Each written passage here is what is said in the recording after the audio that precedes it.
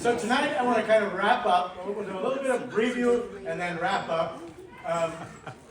Paul Miller back there was kind enough, if you're in the Slabaugh family, or many of our families, he marked a few things. Paul and I were not celebrating, but remembering our dear friend Leroy Beachy, who died today, at 95 years old, lived a good, rich life, gave a great deal to our community in his book, Windsor Life. About 3 weeks ago, 2.5 weeks ago, I was there. He had found out he had cancer, and I was inquiring about treatment. He said, I'm 95 years old, I'm not going to suffer through that. He said, I'm ready to go. He said, now I have a few things left to do. He says, most people have a few artifacts, maybe a pocket knife or a pocket watch. I have 600 of them that I'm trying to catalog yet before, and his grandson is helping. Paul also brought the Slabaugh book, and one of the things that books like this do, Christian Slabaugh came to America in 1820. He came about 100 years, 80 years after the first Amish came, and he came, when he came, he brought several things, literary things. He brought a New Testament, he brought an Osgood, which is the Amish songbook, and he brought a book called Golden Apfel in Silver Shading, Golden Apples in Silver Bowls. It is a devotional kind of book that is really popular among Anabaptists. And he brought a church letter. And here is a copy of the church letter. It says, the bearer of this letter, Christian Slabaugh, to all the ministers and elders of the Church of God, a friendly and fraternal greetings. This is from the church in Europe, in Switzerland.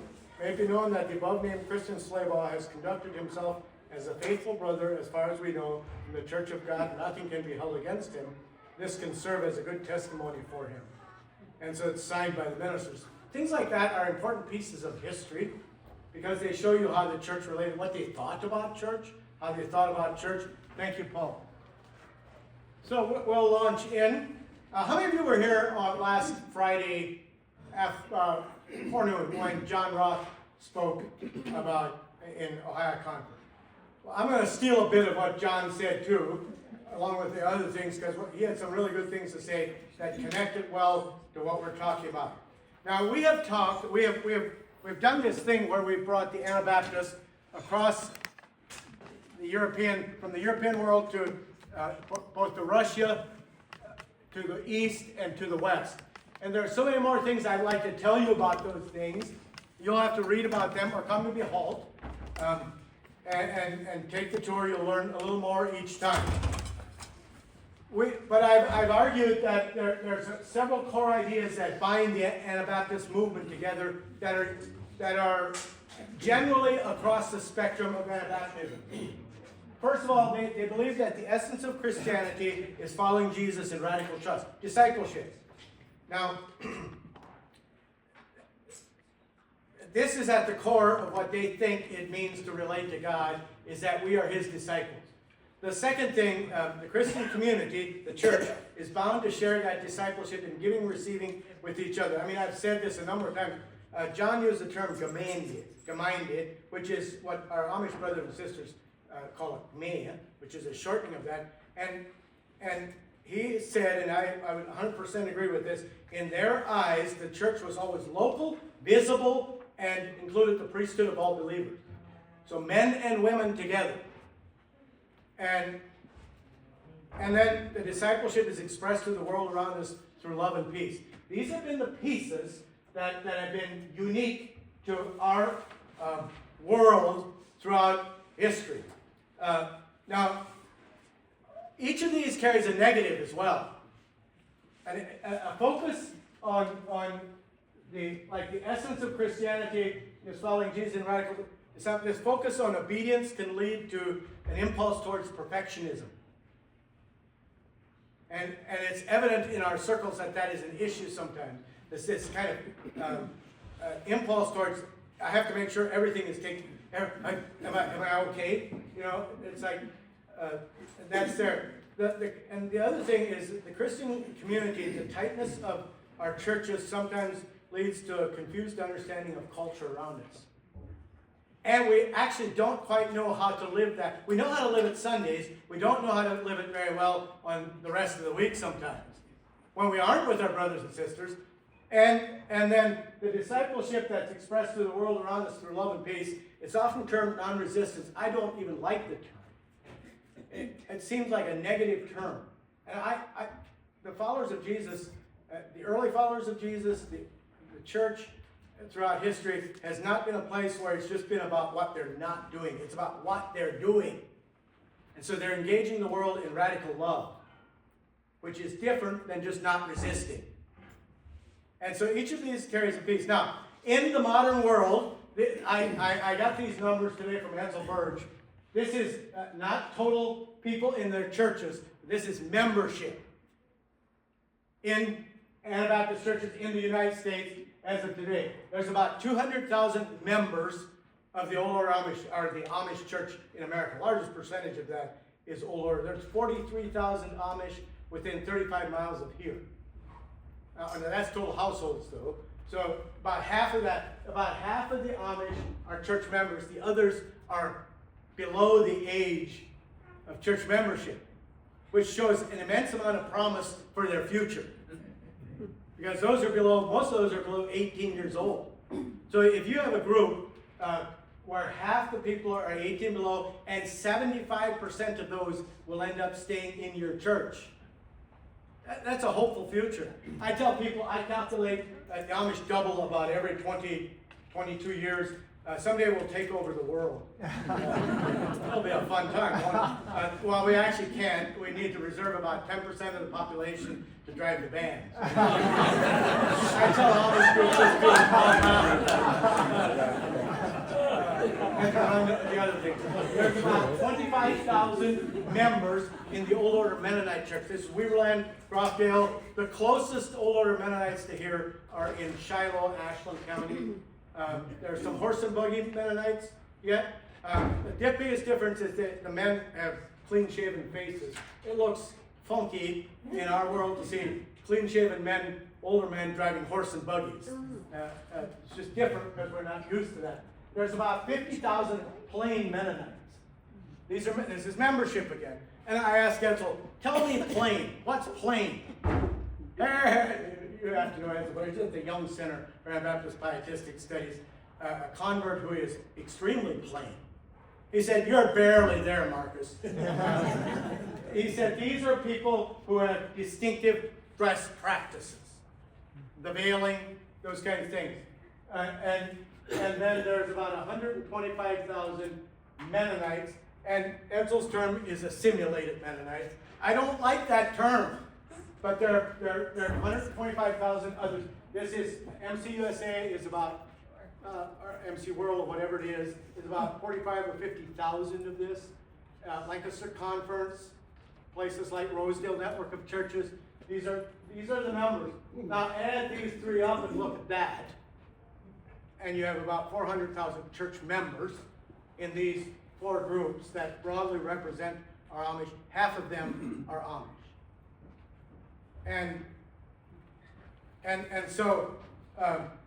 So one of the issues becomes, when we live in this brave new world that we're in, what does the Christian community look like when it becomes the establishment? We want to first of all entertain the questions about how do we think about ourselves as Anabaptists in relation to other Christians around us. And then secondly, how should the Christian community handle differences in doctrine and practice? It strikes me about what John said last week is that we have an identity of opposites, where we look at people, and all of us do this. There's this kind of nature in all of us that makes us look at the people more conservative and say, if they only just got with it a little bit more, or were more enlightened. You know this? And we look at the other side and say, oh, how far they've drifted. And we need to stop doing that. We need to stop that. And we need to recognize that it is as viable to be an Anabaptist and be Amish. And for those of us who are inclined more that way, it is as viable for somebody to be part of MCUSA and be Anabaptist. And do you understand what I'm saying? And of the groups, this, by far, the group that works across the border is the best. is the Amish. They work across boundaries that particularly these two groups struggle with, and this group, dare I say, struggles a little bit too. What happens is if there's any sense of insecurity about who you are or where you're going, it becomes easy to insulate yourself from others around you, and you quit crossing boundaries. We need to learn how to cross boundaries better in our circles and say, your view of this, I need to consider your view of this. My friend Jim calls it confident pluralism. We need to be at that place where we can actually say, they have something to offer me. And listen, I have talked to my Amish friends, Amish bishops, and I said, when people come into this community and say, let us help you, what does it feel like? And they say, we didn't ask for help. Maybe they need our help. And so how can we start actually looking at our friends around us who are different than us and say, maybe they have something to offer me? Question? Yeah. You are including brethren, any brethren? Yeah, there's about 25,000 brethren. And I should have included them. Edsel was uncertain enough about the number when I put the slide together. Later he sent me a note saying about 25,000 members. And I also didn't include Hutterites. So we'll keep working at that. I wanted the ones that really connected to this world here.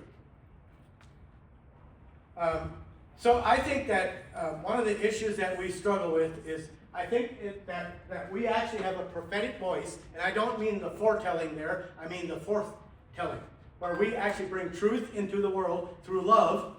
We actually have something to offer our world as Anabaptists. I do, though, think that when we follow the route of being defensive and erecting higher fences, which is what maybe the world that I grew up in, the conservative Mennonites, maybe the particular group I'm with struggles more with this. Like, it becomes easy for us to look at people and say, well, we don't want that, and so we build higher fences, and we lose something when we do that. We lose our prophetic voice, our ability to speak forward.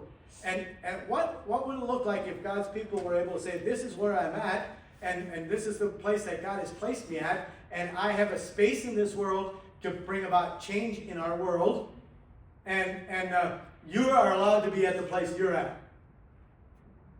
It frees us up to actually be who God has called us to be. The other side is total cultural and theological assimilation, where we lose any distinctive at all. And when that happens, we are nothing more than all the people around us. And again, I'm not saying that they shouldn't be where they're at. I'm saying, where has God called us to be? I think when we begin to look at other groups, Presbyterians and Methodists and Lutherans and Amish, whoever, we begin by affirming what we share. We should actually begin by rather than the question of how are we different than them, let's ask how are we the same as them? Because when you build those bridges, it allows you to speak across boundaries. We begin by affirming that we share the centrality of Scripture, the basic themes of the creed of the church, the desire for the gospel of Christ to impact our world. Notice, I did not say the desire for the gospel of Christ to spread in our world. I think that's a wrong approach to think about numbers. I think we should think about impact. And how can I impact people in my world? And I love to think about Christianity in this way. This is the Columbia River watershed. And when you think about the Columbia River flowing out at the very top into the Pacific Ocean, it changes the salinity of the ocean. And it is marked, it is made up of every stream that comes into it. And Anabaptism is a stream that flows into the broader river of Christianity. And it's time we rightfully take our place as that, quit being embarrassed about who we are, and say, we're Anabaptists, we have something to offer our world. Because when we do that, then we can offer what we have. Now, so then how do we live well in a broken world? Now, I'm talking now about the bigger world. Let me tell you a little story about something that happened in the last week in one of my friend's life. 2 weeks. My friend is a firefighter. And he has worked his way up quite well in in a larger paid fire department within 30 miles of here. Let's just keep it at that. And he was the union steward. It's a young Mennonite man. He's a union steward for a company. The chief and the mayor were really impressed with his negotiating skills. And he said, I learned it in church. Didn't know what to do with that. One day, within the last 2 weeks, he walks by his roommate's bed. His roommate is a person of color. And there was a noose hanging over his roommate's bed. So he tore it down. And went to his shift leader and told him. And through a series of events, men who had put it up came back in the next day and put another one up. So he went to his and his shift captain had told him, don't make a big deal of it. We'll go to the chief.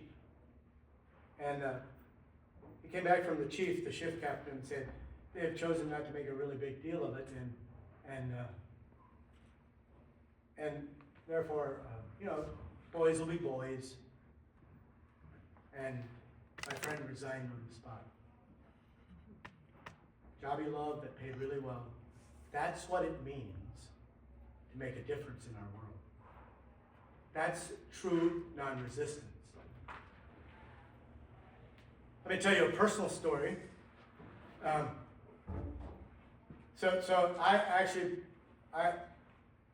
My friend is affirming, with that move, he's affirming that his primary allegiance is to something bigger than any political movement or anything like that. And he affirms the dignity of that soul, the human soul, that was created in the image of God. I grew up in this world, and this world is racist,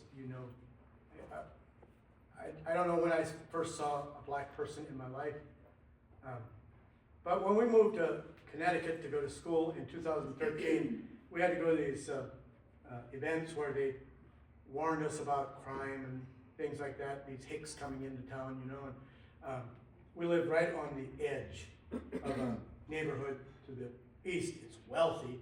To the west, you heard gunshots regularly. And I'm a little, but by far the most common crime was getting your bike stolen. Mine got stolen 2.5 weeks after moving there with a heavy cable. They had a heavier bolt cutter. And apple picking, where you're on your phone and somebody grabs your phone and runs with it, called apple picking. So I'm noticeably apprehensive, and first, this is August of 2013, I decided to walk downtown after, it's the first week we're living in New Haven. So I walked down, I was down eating supper, and I came walking back. We walked up this hill, and out ahead I saw a kid coming. And I heard all these warnings, and he was a person of color, big head of hair, and I'm like, what do I do? So I crossed the street. Didn't think much of it. The next day, at one of the student events, we're paired up. And I'm paired with this beautiful person, and I introduced myself. He said, oh, we've met before. Where have we met? Oh, I don't think so. His name's Kenyon. And he said, yeah, I was walking down the hill and you crossed the street. And I know why you did. He said, my skin color scared you. What do you do in those moments? And I said, you're right. And Kenyon taught me a world of lessons about what the world around us has looked at as differences.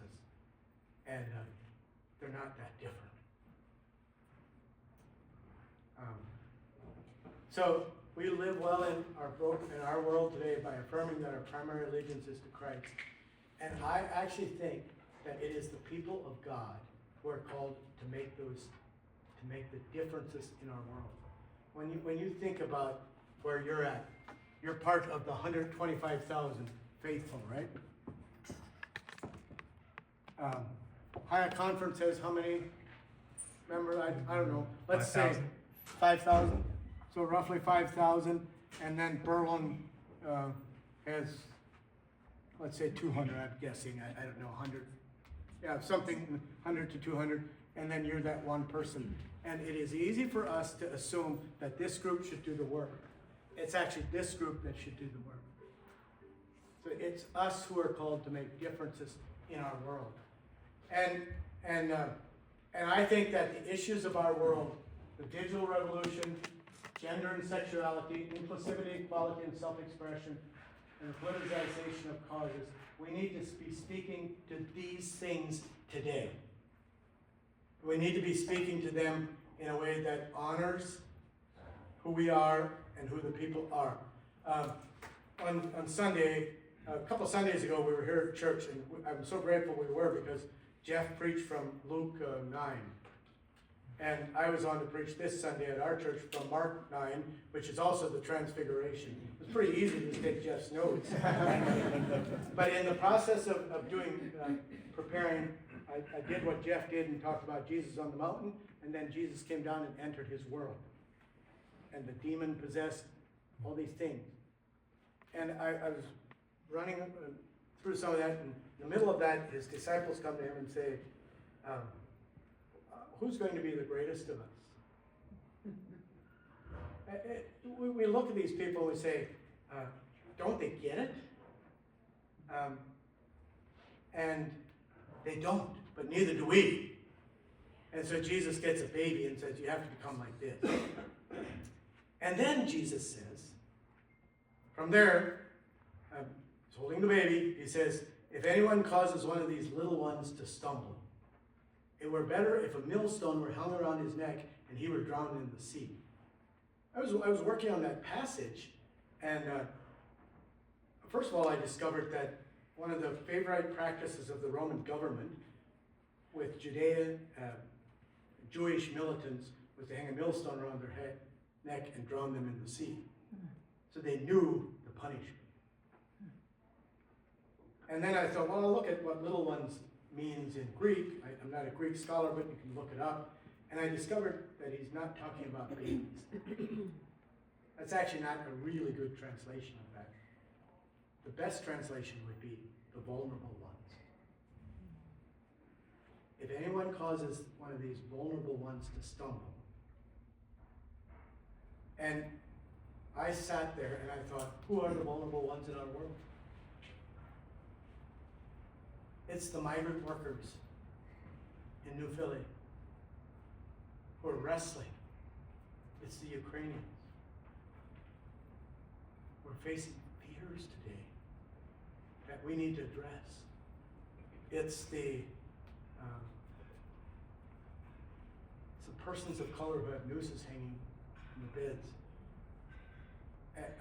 So what's happened in our world as the digital revolution has hit, and with these differing ideas of gender and sexuality and inclusivity, every one of these causes gets politicized by one group or the other. And it's time that we back up from that and say, politics will not answer these questions. All they'll do, see, politics is what Jesus' disciples wanted in Mark 9, power. And Jesus says, that's not how I'm going to change the world. By the way, I also went and checked this. When Jesus begins his ministry, he goes into the desert and fasts for 40 days and nights. Satan takes him to the pinnacle and there's 3 tests there. One of them, Satan says, it says that Satan showed Jesus all the political kingdoms of this world in the blink of an eye. Saw them all. And he said, they all belong to me. Which one do you want to change the world? I'll give it to you. That, my friends, means American democracy and Russian communism. It means all of them. And Jesus chose a different way. Thirdly, where he says, My kingdom is different. And so when we think about how, for instance, abortion causes. Abortion, I'm not even going to tell you where I stand. You may try to guess. You might be wrong. But it's politicized in the 1970s by Jerry Falwell and his movement as a political cause. And my question to both conservative and liberal audiences, and you're neither, so my question to all the audience is, why hasn't it changed?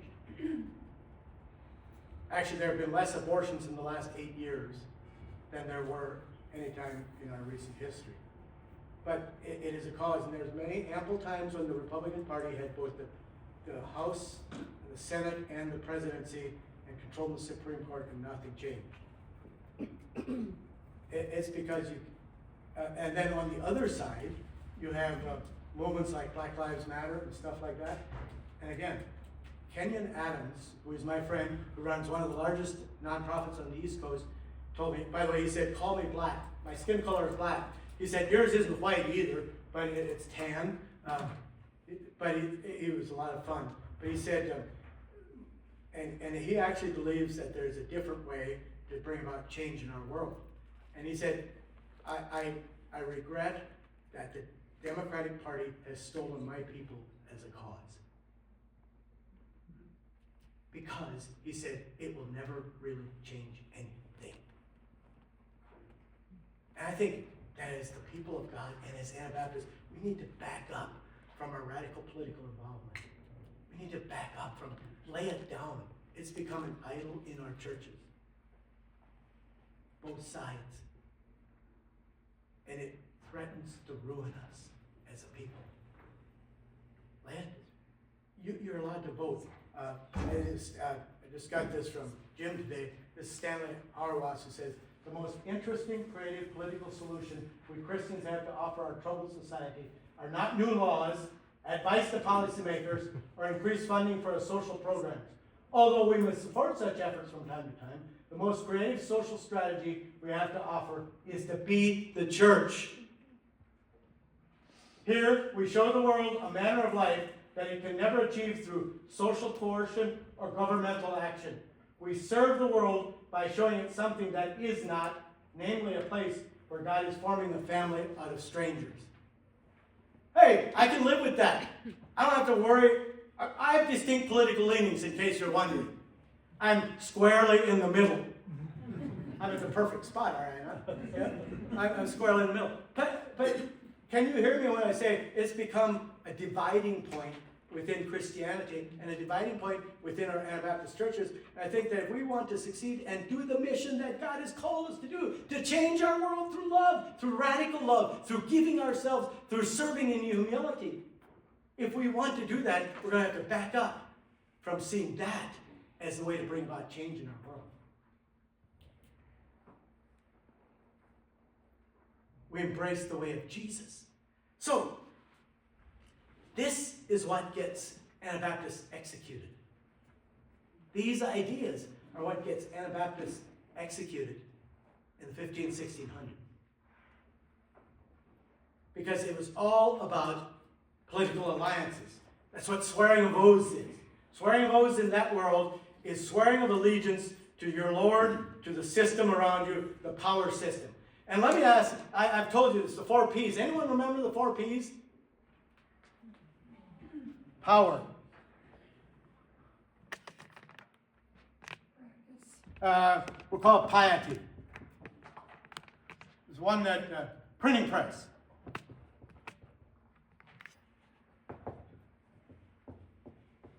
And the plague. These are the 4 major events that sparked the Protestant Reformation, or the Reformation. It's not just Protestant. It's Catholic and Anabaptist too. So these are the 4 things. That the power structure of Europe is changing. The printing press brings a new awareness of how ideas spread. The plague restructures people's ideas about death and leads to a piety. And now think about our world today. Would you say, is it right to say that the power systems of our world are in a turmoil? Yeah. Just watch the news. It'll get worse and worse because that's the nature of things. So the power systems are in a turmoil. The digital revolution, since 2000, our world has absolutely changed. Absolutely phenomenally changed about how we share ideas with other people. It is. We use Dick Tracy. You old people here, watch the Dick Tracy, looked at the Dick Tracy comic, he talked on his watch. Huh. Our world. So this has radically changed our world, the digital revolution. And then COVID hit. Now, COVID does not have the same death rate that the plague did in early modern times. But what COVID did is the fear that it induces and the power that it gives the powers that be to control people is massive. And there is an awakening, a religious awakening happening in our world today. In case you haven't figured it out, it's not people our age who are leading this deep questions about religion. It is the people younger than us who are asking the questions. When I went to Yale, we all got our time to eat with the president of the divinity school. So every degree program is housed under a professional, and because I was in the history of Christianity, ours were housed in the divinity school. So you got to eat dinner with the dean. He invited you to his house, all the students. And so there were 6 or 8 of us sitting there. And he said, what should we do with the nuns? I thought, the nuns? I didn't get it. I thought it meant the Roman Catholic nuns. I didn't see any locally. And somebody else he said, no, the ones who say, when it comes to religion, none. And he gave the statistics of the young people, yet they're asking questions. I forget generations. Am I a millennial? No, I'm not a millennial. No, I'm not a millennial. I'm the generation ahead of them. Gen X. Gen X, yeah. I'm the silent, And then one below the millennials is Gen Z. Those people are asking questions about religion because the world is becoming an uncomfortable place to live. And when the world becomes uncomfortable because of other things, people begin to ask questions about what happens to us. How do I get to find religious truth? It is fascinating to give tours at Behold to college students right now, because they are asking questions about the nature of God, faith, in ways that the next generations don't, the older generations don't. And so I think there's a reawakening of piety. And so I think 200 years from now, people are going to look back at this time period in history and say, it's a time of tremendous foment and reformation. And our world's going to look completely different. And Harwas has the answer. He said, here's how the most creative social strategy that we have to offer is for us to be the church. And as Anabaptists, I think we are uniquely positioned because of our views particularly because of our views about how we change our world, not through force or coercion. That we are uniquely positioned to offer people answers to their questions. So, how do we bring the power of the gospel to bear on the issues of our world? Racism, immigration, and we need to quit being scared. We need to step up and do it. And we need to stop listening to the news. I suggest you get your news through late night talk shows, Jimmy Kimmel and Stephen Colbert, people like that. Because they laugh at both sides. Okay? What I'm suggesting is that the call of Jesus to all his people is that we are called to bring the kingdom of heaven to earth, to change our world. So how do we live well in our present world? I think I think we offer some unique challenges to a broader Christian cultural world. I think that we have always said, for 500 years now, we've argued that salvation, following Jesus, is inseparable from a life of obedience to Christ's teaching. So we are his people, so we are actually going to follow his teachings, including the Sermon on the Mount. I was at a large Christian gathering where the preacher suggested that the Sermon on the Mount will happen when we all get to heaven. And I wanted to get up and throw my Bible at him. That's a poor reading of Scripture, because Jesus said, do these things. Now, do we do them perfectly? No, but we do them in a way that offers a call. And that, you know that people come into this community from all over the world, 93 nations last year that came to Behold. And many of them say, you have something we don't. And when we push into that and say, what is it that you feel that we have that you don't? And they'll say, you have such a slow lifestyle. I laugh. And even my Amish friends laugh. Nothing slow about our lifestyle. Well, and you drill in and you suddenly realize that many of them are lonely and have very little relationship outside of their immediate small cluster. People are hungry for relationship, and people are hungry for a local, voluntary, gathered body of Christ that offers them something. And do you know how many people would like to be in your seats tonight? Where you had dinner together, you visited, and then you gathered like this. You endured this, you had dinner, and you gathered together. So many people want that. And then we have the gospel of peace. When we move away from the love of Jesus, spread into the world, and move into coercion and force, we lose the essence of the gospel. I invite you back to the story of Dirk Willems. I'll tell it again. Dirk is a thin, light Mennonite preacher who was imprisoned for his faith in 1569. He escapes prison. And he runs across Canal River that's thin ice. He made it safely across. His pursuer didn't. His pursuer fell through the ice. And Dirk turned around and helped his pursuer through the ice. Now, I've often wondered, when Dirk gets to the other shore and hears his pursuer fall through the ice, does he immediately turn? Does he kind of wait? We don't know. Doesn't say. But he helps his pursuer out of the ice. And he was put back in prison for that. And my question to you is, in those 2.5 weeks that Dirk's in prison, wonder if he ever thought, did I do the right thing? He had a wife and family. Wonder if he thought, should I have turned around? Should I have not? Dirk went to his death. He was burned at the stake 2.5 weeks later. He went to his death not knowing his story would ever be told. And what strikes me so often about that story is that, and the stories of these Anabaptist martyrs that that have been a part of our heritage, the people who lived and died simple lives in the Swiss Highlands, in the Palatinate, in Lancaster County, Pennsylvania, Berks County, Somerset County, and Holmes County. These people lived and died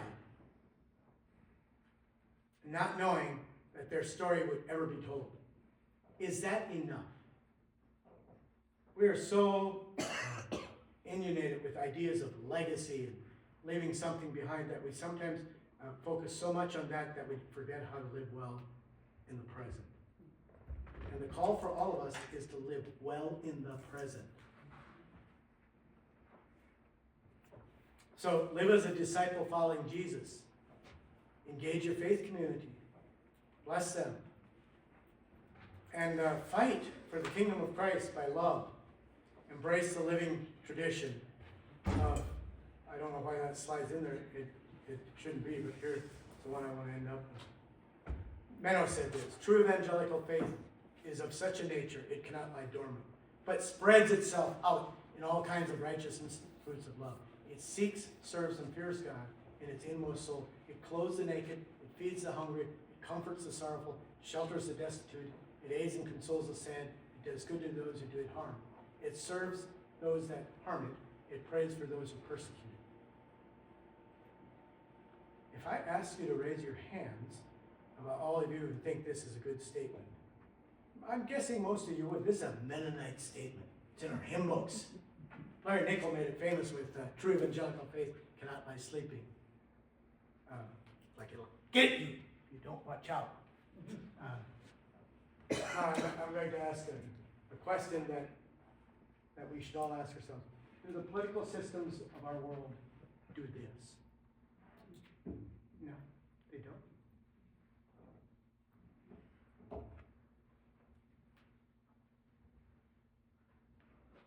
How bold may I be? I'm bothered when leaders say things like, the problem of the Western civilization is empathy. It has too much empathy. Kindness. There's too much kindness in our world. That bothers me. That we embrace that as a means of change. It will not change our world. This will change our world. And so I'm inviting all of us, as we think about history, to always think, what does it mean in today's world? How do I be Anabaptist in today's? How do I be like Dirk? Most of us won't run across canals with thin ice. We're not that foolish. Most of us won't be called for that. But we are all called to make a difference in our world. We're all called to move away from the power systems of this world. See, at the end of the day, that's what gets all the martyrs executed. They're not executed for religious heresy. They're for being heretics. They're executed for being treasonous to the state. Because they were unwilling to swear allegiance to the political systems of that day. And in our more conservative groups, the tendency is to go right, and in our more integrated groups, the tendency is to go left. And how about we chart a different way? The way of Jesus, where we are the agents, subversive agents, filtering into the world, bringing love, respect, and kindness into the world. That is the call of Anabaptism. That's what they did there. You have this on your church. This is my life verse, and so I'll close with that. I promised somebody I'd open for questions. Questions can range across any of the 6 sessions we did. Questions? You did not know I was capable of quitting early. Questions from anyone, any of the sessions. Again, tonight's view, I'll put the disclaimer in. Tonight's view is my view, but it is something we need to think about. Yep. Jeff said it might be really loud. Okay, it's okay. I was just curious what took you to Yale for your higher education? My wife. No. So I had an 8th grade education. My wife had went to a Christian school. It was a very poor high school, but she had a high school education. So I take my GD. We always, when we realized we weren't going to have children of our own, that were infertile, that we wanted to give back to our world, and we thought about how to do that. We felt like education was one place that we could give back to our world. And so when we moved back to Martinsburg or Danville area, we started going to the Ohio State University. By the way, we're taught to say that at graduation that way. There's a definite article in front of that. So our advisor at Ohio State came to both Narita and I graduated in 2010, she had 11 from there. Our advisor at Ohio State came to us and said, you should think about a graduate degree. And he said, but I'm warning you, you probably won't get in both. I applied at Ohio State for the graduate program and was rejected because they did not take any of their own, at that point they did not take undergraduates from their own system. So we decided to apply to the 2 best places in the world on Reformation studies, Yale and St. Andrews in Scotland. And we prayed about it. We said, she's not going to Scotland, and I'm going to Yale. We have to get in at both places.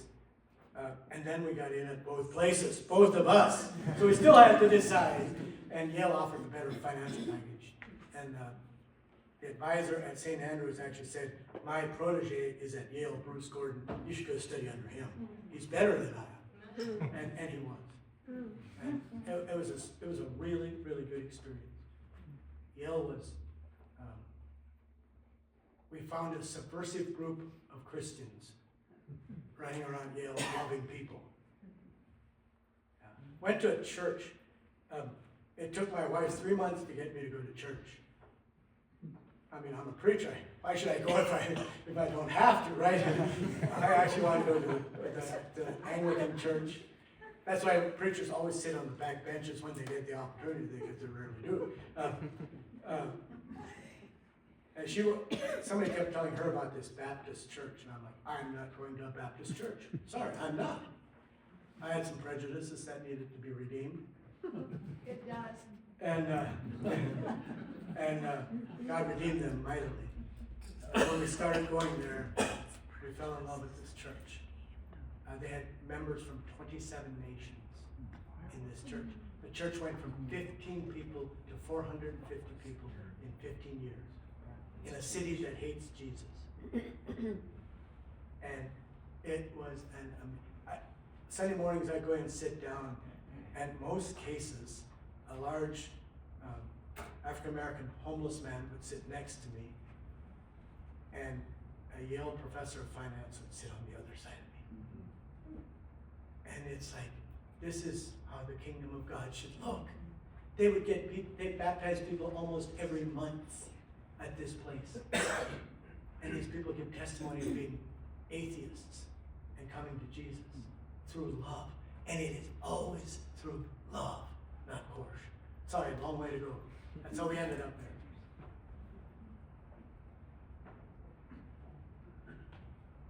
there. So we both had master's degrees in the history of Christianity. Narita's focused on women, Anabaptist women and their agency over time, and mine is on immigration, religious immigration. Yes, sir. Where do you see the signs of Reformation happening? Where do I see the signs of Reformation happening? So it would take, in the 1500s, and I think this is true of most of those kind of swings in history, it takes 40 to 50 years for us to be able to kind of see, oh my, look how long, we're already beginning to see it. 25 years into this millennium, we're beginning to see the impact of all the changes in our world. So I think that you're going to see a change in the power structures of our world. Read a book called Fourth Turning. Fourth Turning? Yeah. For instance, think about this. The average life expectancy of a democracy is 200 years. And so there'll be a power struggle. And that can create a lot of fear, but it can also create a sense of excitement, because suddenly the kingdom of Jesus has space it didn't have before me. But you have the digital revolution, but I see it happening in the generations younger than us. I think that maybe I'm being a positivist here, but I think there'll be an awakening. It won't look like traditional Christianity, maybe, but there'll be an awakening of awakening of desire to follow something bigger than yourself. Yes? This past week at Purdue University in Indiana, over 4,000 students accepted Christ. Yeah, I was reading about this. Yeah. It's those places where you're going to begin to see that cusp. It's what happens in Europe in the 1500s. It's the university students who lead the revolt, the Reformation. Revolt, revolution. And it'll be the same here. Now we can participate in that, and I intend to. And by the way, early Anabaptists would tell us, don't react to the digital revolution. If it's useful for the kingdom of Christ, use it. They use the printing press prolifically. When churches around them were saying, it's from the devil, look how the words fly around. And they said, if the words are truth, we're going to let them fly around.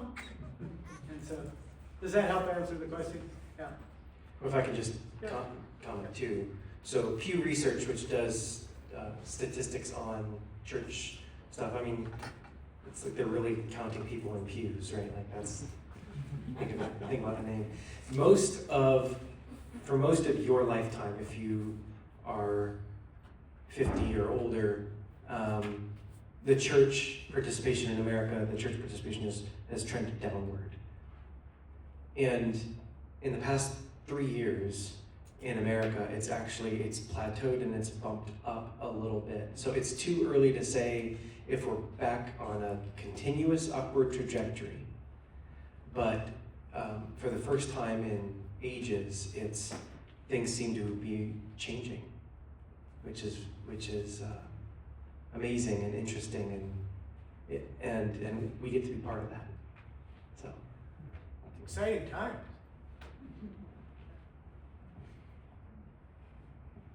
By the way, this is really fascinating. I went to a job fair because my professor at Ohio State told me, you realize that if you get a history degree, you're going to get a really profitable job. And laughed and laughed.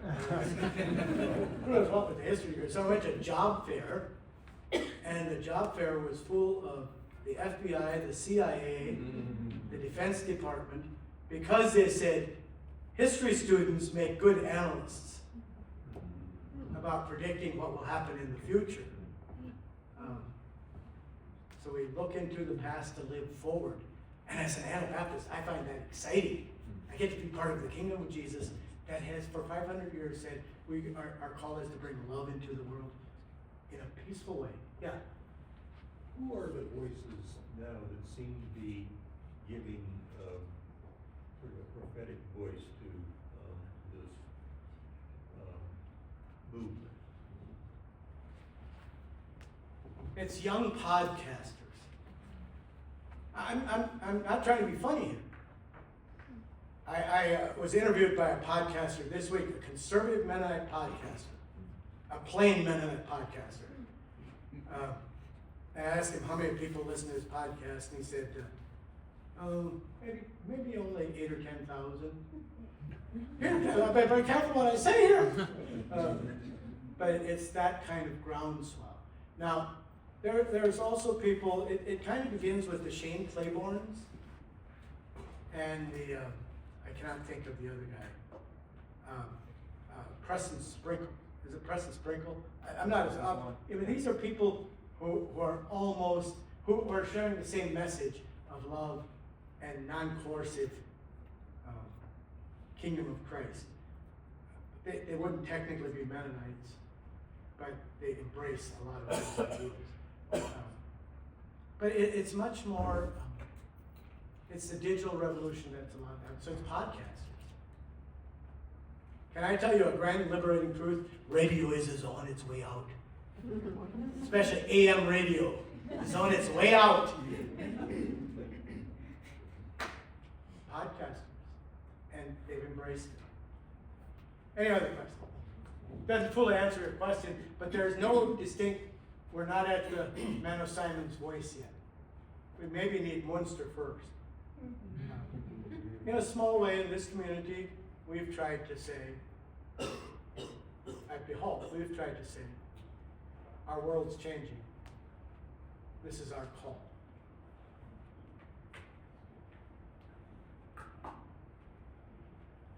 It has been a good and engaging 6 weeks. You're a good audience.